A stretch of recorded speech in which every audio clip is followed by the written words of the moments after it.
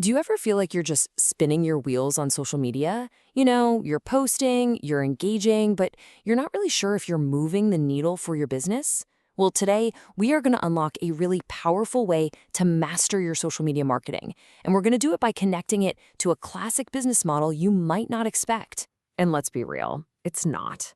With all the shifting algorithms, the constant pressure to perform, it's just so easy to feel completely overwhelmed. This quote from upGrowth, it really hits home for pretty much anyone in the digital marketing trenches right now. So what's the actual problem here? Well, for a lot of us, it's that we're just taking action. We're doing stuff without a real plan behind it. Every single post, every reply, every like, it all needs to be guided by a strategy that is actively pushing you toward your business goals. Otherwise, you're just adding to the noise in an already deafeningly loud space. And this is exactly where a proper strategy comes in to save the day. Put simply, it's your action plan. It's the summary of what you're going to do and what you hope to get out of it.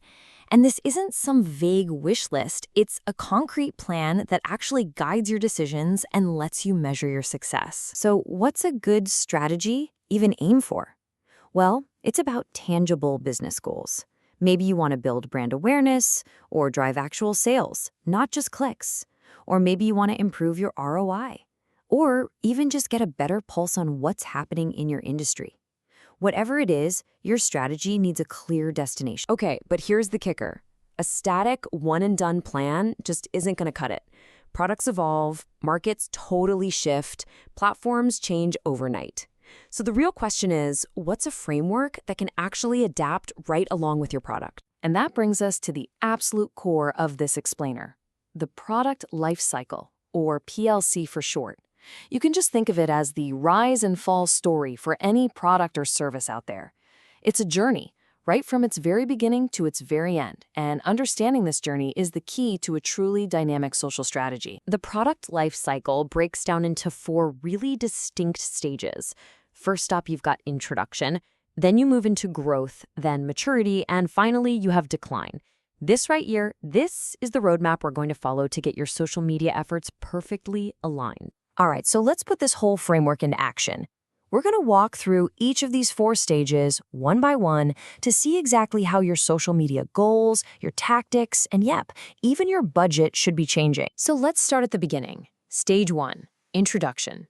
Your product is brand spanking new. Literally no one knows about it yet, and you are just stepping out onto the scene. Okay, so at this stage, you've probably spent a ton on development, which means your returns are, well, they're negative. So your one and only goal on social media is to get the word out, make noise. This means you got to spend money to grab attention, you should be running engaging contests or giveaways to create some buzz, and you need to get in there early to build that crucial base of early adopters. It is all about making a big splash. And all that effort then builds into the second, and I'd say the most critical stage, growth. This is where things really start to take off. See how the focus is shifting here? You're starting to get traction with those early adopters, and your organic reach is building. Your job now is to pour gasoline on that fire. This is the moment to invest your social media budget for maximum impact. And here's a pro tip. Promote heavily on platforms that are also in a growth phase. And when an industry expert shares your stuff, you amplify it like crazy. You gotta own that momentum. After all that hard work and hustle, your product finally reaches the mainstream. You've made it. Welcome to stage 3, maturity. Okay, this is a crucial point, so listen up. Your strategy has to evolve. Again, your product now has what we call a strong network effect, meaning people are sharing it organically on their own. It is time to pull back on your ad spend for this product on those established platforms. You're trying to maximize your return on investment here, and this is the key part.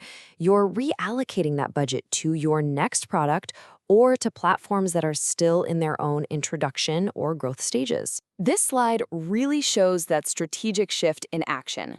On one side, for your mature product, you dial back the spending, you maintain a presence, and you just let the organic network do the heavy lifting. Meanwhile, You take that budget you just freed up and you pump it into where the next wave of growth is going to come from, capturing new audiences, building new momentum.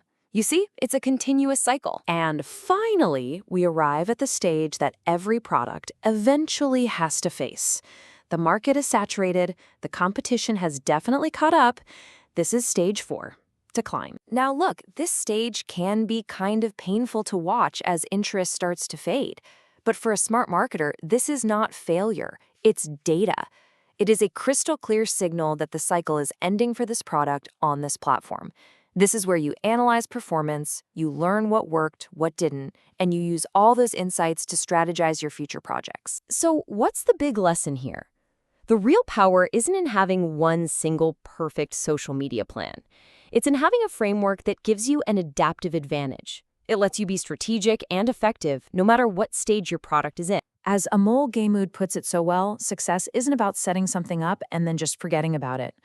Wise marketers are constantly watching, they're observing the life cycle of their own products and the platforms they use, and they adapt their strategy accordingly. And that brings us right to the final crucial question I want you to think about.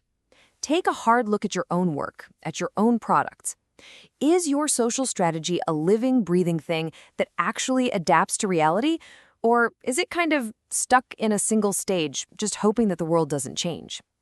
The answer to that question could make all the difference.